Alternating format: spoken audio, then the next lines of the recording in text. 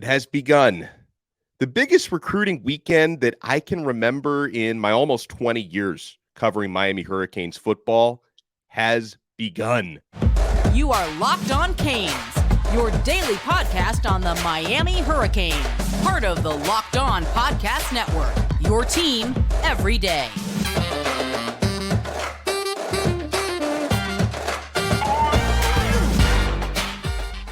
We've been talking about this June 9th weekend for weeks, and it's June 9th. It's finally here. I am Alex Donno, your host, University of Miami alumnus, longtime South Florida sports radio vet, and contributor to allhurricanes.com. Thank you so much to the everydayers for making Locked On Canes your first listen each and every day to help us navigate what I'm referring to as the biggest recruiting weekend possibly in decades.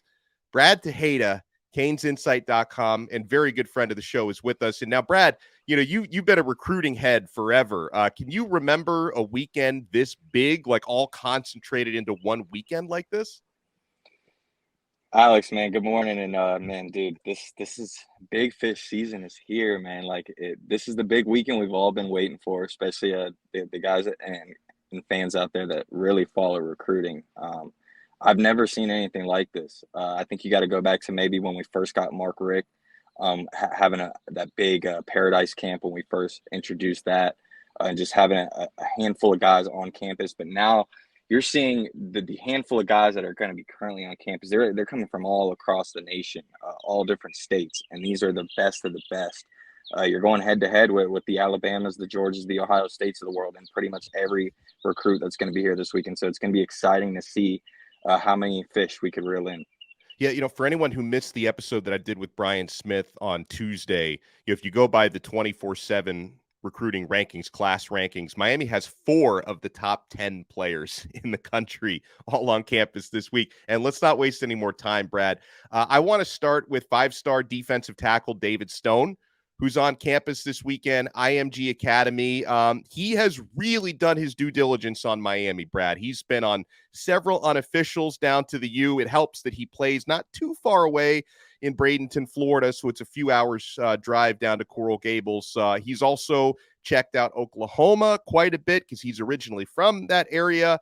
And Michigan State is also believed to be in the mix for him along with Miami. So where do you consider Miami to stand among the leaders for a guy who could really change the complexion of that defensive line for 3 or 4 years? Yeah, let's not get it twisted, Alex. From beginning to end, when we first started this recruiting a few months ago, David Stone has always been at the top of the list for the staff.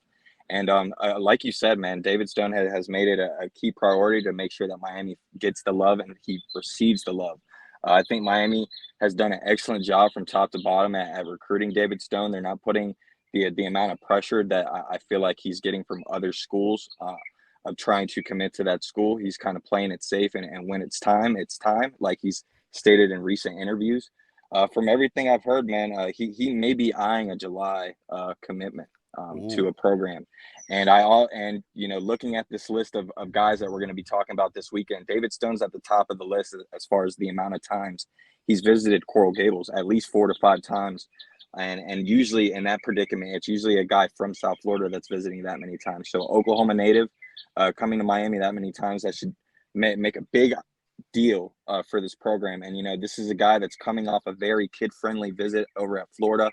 He was able to play some games and load up that power play card, get some stuffed animals from Dave and Buster's. So I think now he's going to be able to see what a real city has to offer, whether it's, going on the yacht, possibly watching the Miami Heat take on the Denver Nuggets tonight. Who knows what they have in store for this big group of guys. But I think David Stone has and always been at the top of the list, and I think it's an Oklahoma-Miami battle, and I would eye a July commitment.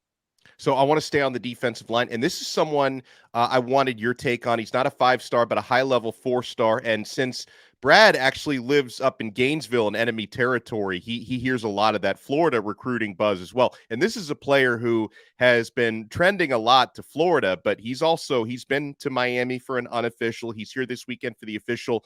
Let's talk about LJ McCray, 4-star defensive lineman from Mainland High in Daytona. I think he's a great player.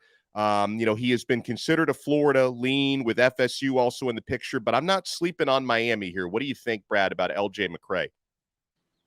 Yeah, LJ McCray coming out of mainland Daytona Beach. This will be his second time, I believe, visiting Coral Gables. So just like I said before, mostly all the guys we're going to have on campus this weekend, this won't be their first time here. So the sales pitch, so to speak, won't be necessarily the same. It's going to be more about game planning, showing them where they're going to fit in the offense or defense, and then just the culture and family vibe.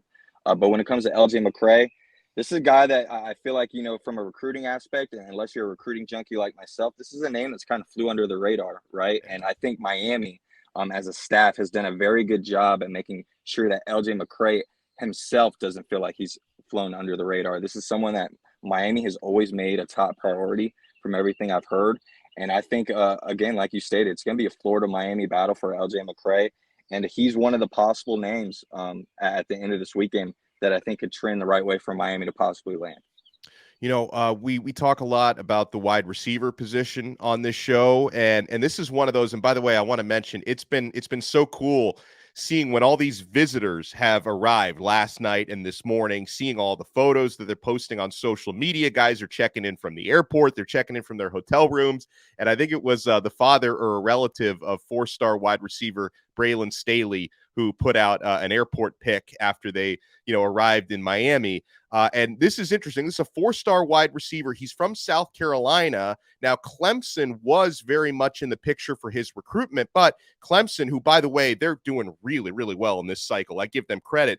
They've recently landed 2 big-time wide receivers, and Braylon Staley is not one of them. So from a Miami perspective, Brad, that seems like good news for the U, that's giving Miami more of an opportunity for Braylon Staley. And now it's looking like a Tennessee versus Miami battle for him. Where do you think the Canes stand? Yeah, I think as wide receiver position as a whole, this is going to be one of the few positions where every guy we get on campus here in June, it's going to be more of a green light situation. I think if you are recruited and visiting Miami at the wide receiver position, you have the opportunity to commit. It's just whether if it's the right time for you. You had 2 wide receivers last weekend come to Miami. They're still going to be taking visits elsewhere. This lines up a perfect opportunity for a guy like Braylon Staley, in my opinion. You were pretty spot on with the tea leaves we've been seeing on social media with his father, of the staff already, doing the right things as soon as they land and hit the hotel room. They already feel the love and the vibe. And, speaking of tea leaves, if you go on, some of their social medias, it was pretty clear that Clemson was the favorite for Braylon Staley, and they wanted to be in that Clemson recruiting class. But it seems like, some of the promises or things that could have been told to them went elsewhere once Clemson landed TJ Moore and Wesco, who were 2 of the top wide receivers that just committed to Clemson recently. So that leaves the door open for a guy like Braylon Staley, who I think, again, is another guy besides LJ McCray that could possibly be on commit watch for the Miami Hurricanes. I think Miami, if they continue to do the right things throughout this weekend, and a guy like Kevin Beard and others can make him feel at home and his family, I think Braylon Staley could possibly be a Miami Hurricane. We got so much more to talk about here with Brad Tejeda, who's nice enough to take some time and talk about maybe the biggest recruiting weekend Miami's had since the Mark Richt era, if not longer.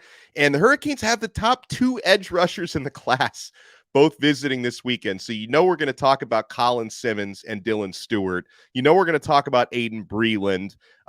Miami just landed a JUCO corner last night, who's the number 2 JUCO corner in the country, and his teammate, the number 1 JUCO corner in the country, happens to be visiting this weekend as well. So you want to keep it locked right here. We're only getting started on Locked On Canes.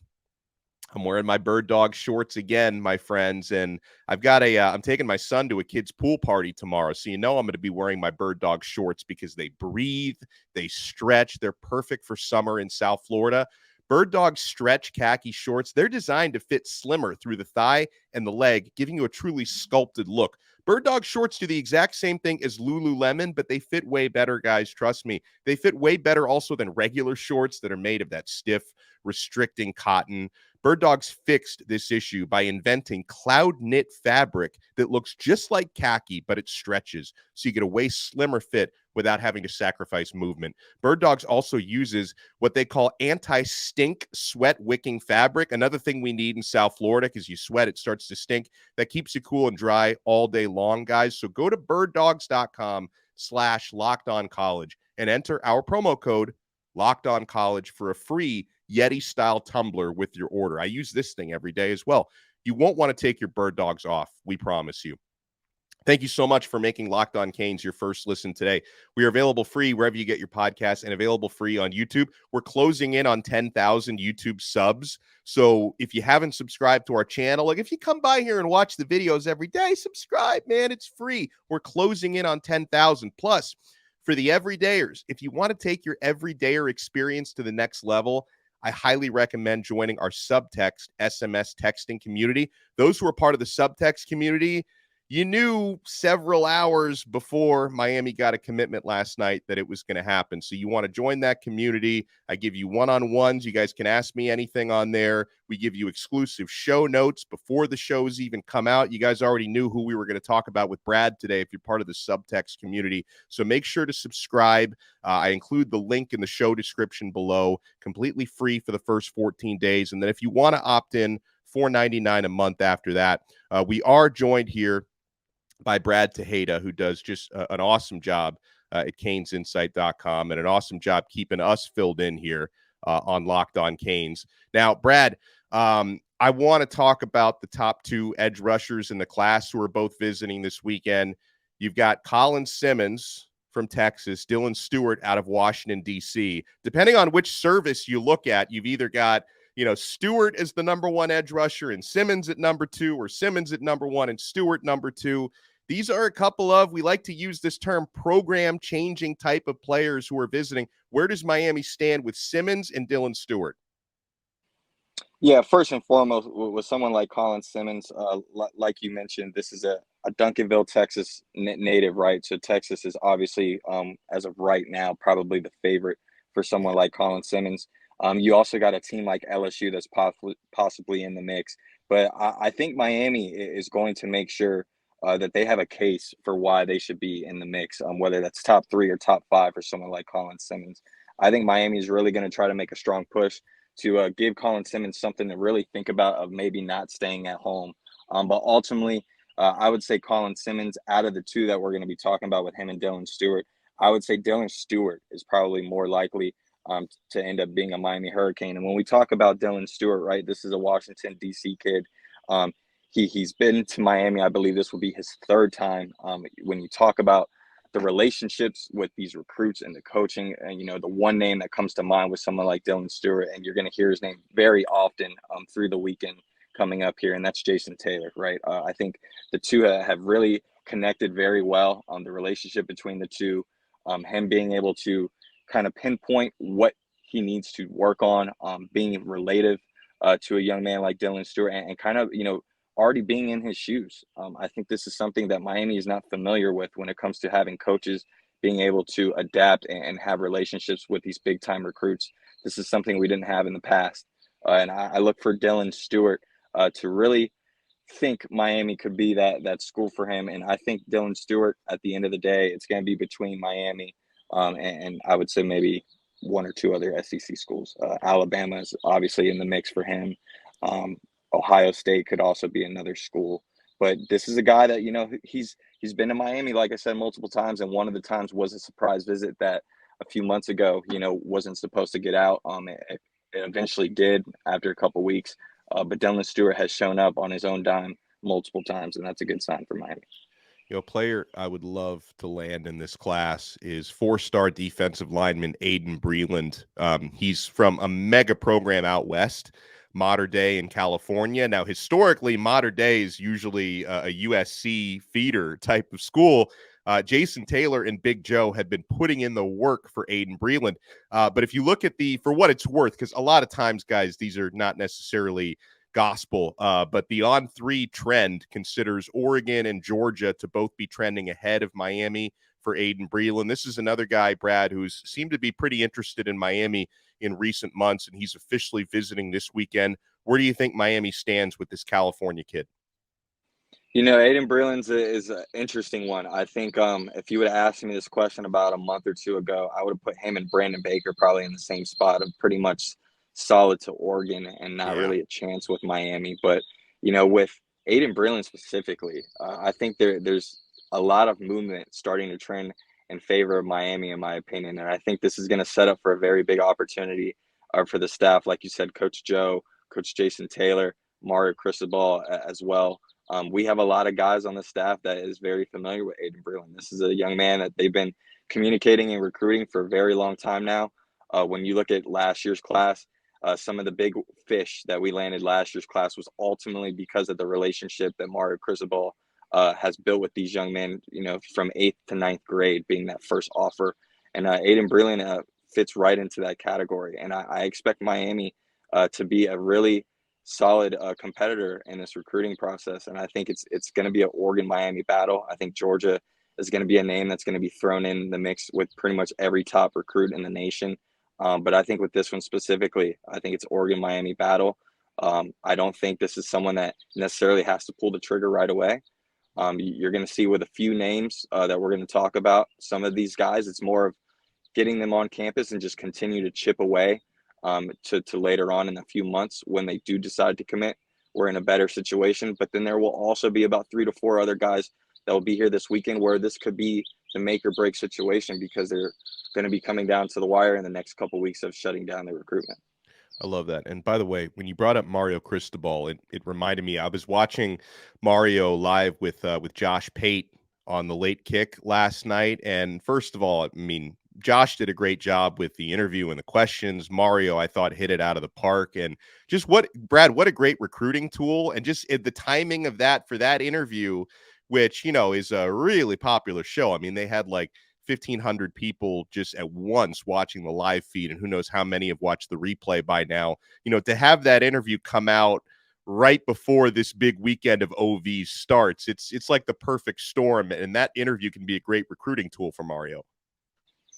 Gotta say, man, Mario knows what he's doing when it comes to recruiting. Timing Yeah. is everything, along with the relationships. You got to be real. You got to be upfront. You can't sugarcoat anything. And Mario does an excellent job at that. And I mean, the timing of everything, he knew what he was gearing up for this weekend, and what better opportunity to have someone like our guy Josh Pate join the show, be in the IPF, be able to throw the football with Tyler Van Dyke, and be able to see what this program is starting to rebuild from the ground up, and some of the futuristic things that Miami is going to be willing to offer these recruits. I think a lot of the messages and quotes that you heard from Mario Cristobal's interview with Josh Pate, it really felt like it hit home to a lot of recruits and families. Like it almost felt like he was talking in the camera to these young men. And that's a great recruiting pitch. And again, he's a guy that when he speaks, you listen and it's real. And this is someone that's born and raised in Miami, and there's not a better guy to have at this program to know what it takes to get back to the promised land and be hungry for that opportunity like Mario Cristobal.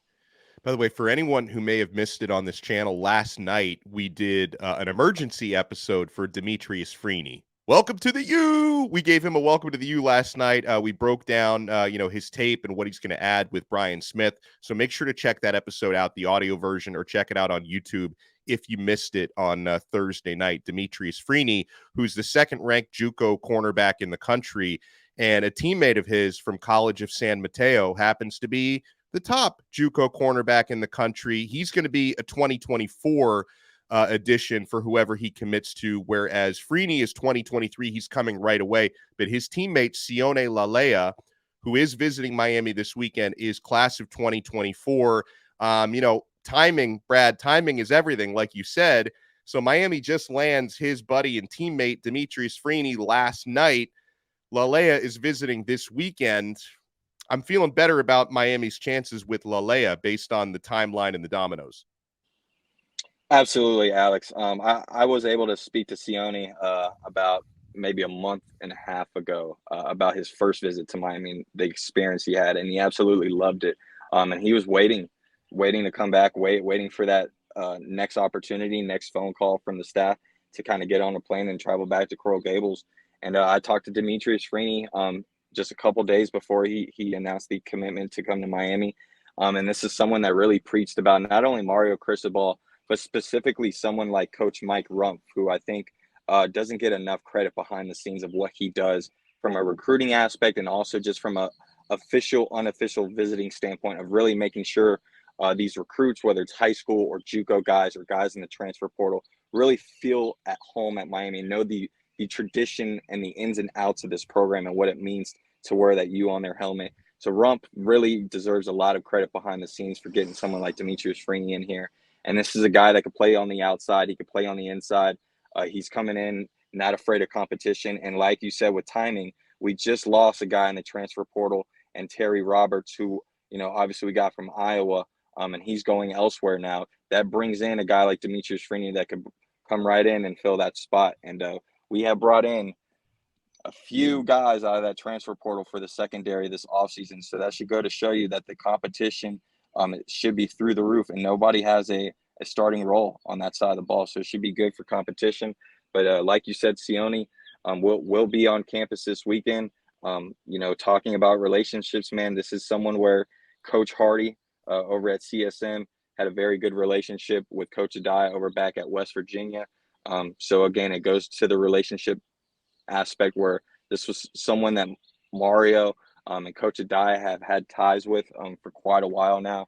And I like the move. And I think Sione could possibly be one of the other guys on commit watch besides LJ McCray and a few others. I think TJ Lindsey, I know we can't throw every name out there, but TJ Lindsey is going to be another guy who I talked to recently, where Jason Taylor is going to take him under his wing. He's someone that he loves the Lance Guidry defense. He feels like the last time he was on campus, Miami did a very good job at showing him a game plan of where he could actually fit in this defense, whether it's on a 3-4 or 4-3 front. He's someone that could be an outside pass rusher or could also be that outside jack linebacker too. And he's very excited to be back in Coral Gables. He loves the vibe and the environment. This is someone that's coming from Arkansas, although he's playing at IMG. So we got to continue to build that pipeline. But TJ Lindsey is another one I expect to Miami gain some traction for over the weekend. Yeah, and you mentioned IMG Academy. We've got to talk about a couple of other big-time hitters. In addition to TJ Lindsey, who's on campus this weekend, we got Ellis Robinson IV visiting. We've got Jerrick Gibson visiting. Where do things stand with them? We will get to that and more. We're not done yet, folks. Brad Tejeda with me, Alex Donno, on a new episode of Locked On Canes. Thank you so much for making Locked On Canes your first listen today as we head into just a massive, massive recruiting weekend. And this is the type of weekend it's going to help set the tone for the Mario Cristobal era, right? I mean, Cristobal did, and company, because I got to give all of his assistants so much credit for pulling in that amazing class of 2023, despite a 5-7 season. And the class of 2024, you have to build on that momentum. And in the case of a lot of these players, like I was listening to D-Money and Peter Rees, who did a great job articulating this on Canes Insight. And D-Money hit it out of the park when he said that really for this coming weekend, with all these blue chippers visiting, no matter what happens this weekend and over the next 3 weeks, month, winning this season is key, because some of these blue chippers that are visiting right now will not decide until the fall or December, okay? So you have to win to show them Miami is the place to be. Some of these blue chippers are going to commit to Miami this summer, maybe this week, next week, July 4th weekend, but you're still going to have to win in the fall to keep them. Because remember, commitments aren't real until national letters of intent are signed.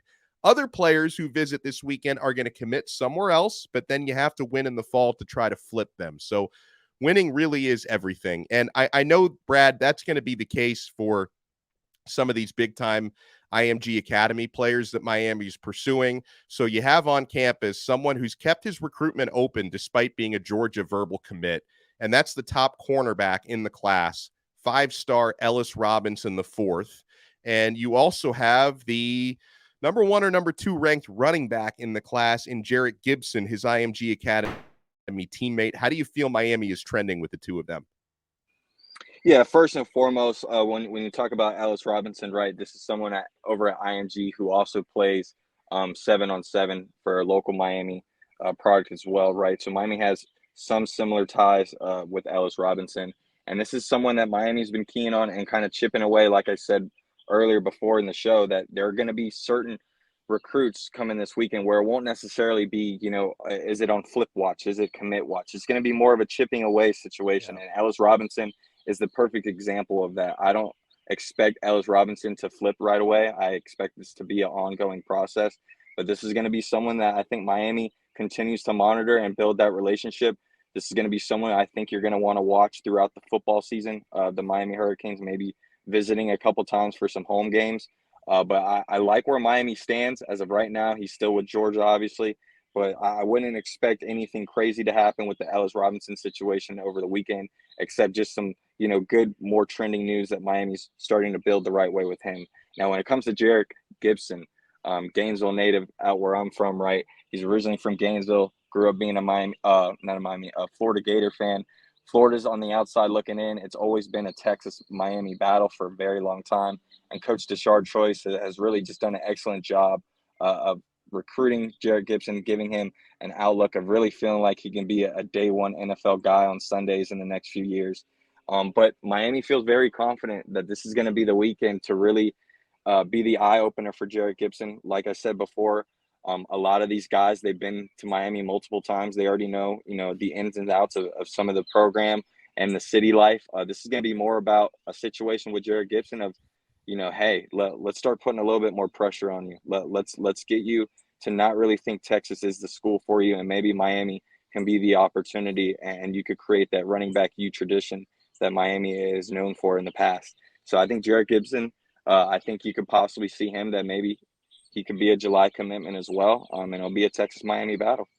Wow, I love it. Now, let's go back to last weekend, Brad. Now, Miami did just land Demetrius Freeney, who visited last weekend. His timeline was more urgent because he's enrolling in 2023, so he had to make a decision very quickly.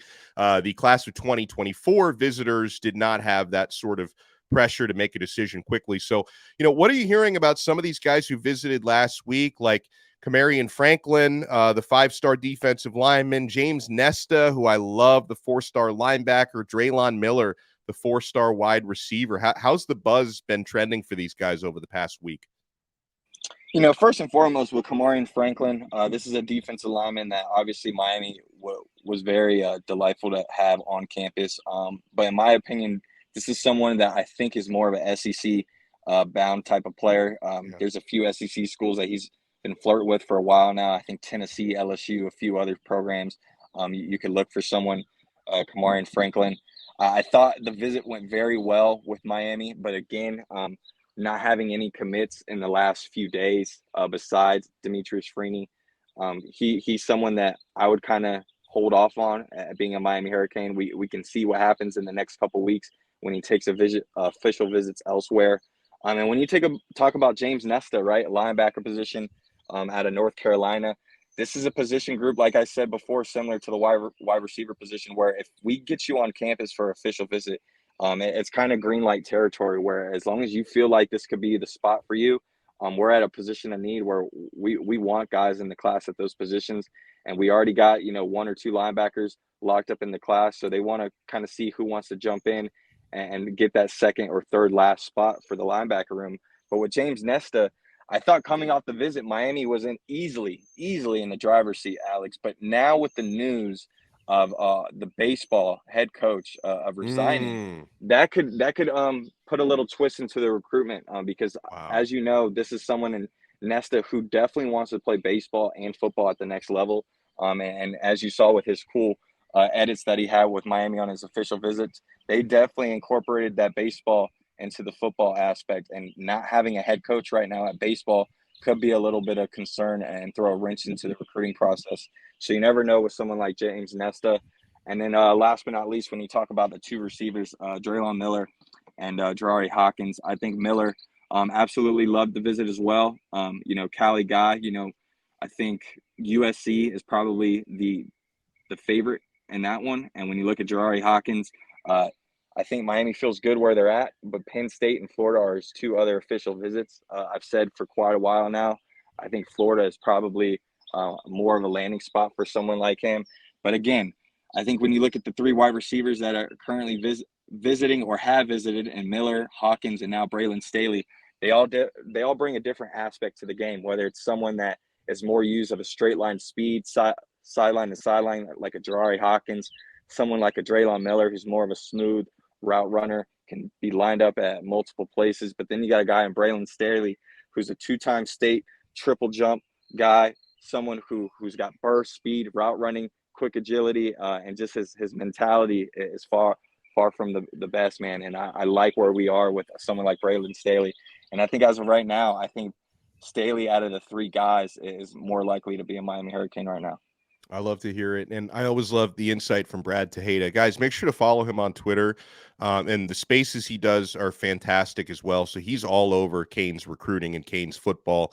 Tejeda Brad, at Tejeda Brad is where you follow him on Twitter. Make sure you follow us at Locked On Canes. And when you follow us at Locked On Canes, we will follow you back. You can continue the discussions there, even when we're not doing a show. And of course, our subtext SMS texting service, link included in the show description below, is also a great tool. And for the everydayers, guys, whenever we get updates on how these visits are going, and if we do get any commits coming out of these, you know we're going to have you covered right here on Locked On Canes, part of the awesome Locked On Podcast Network, your team every day.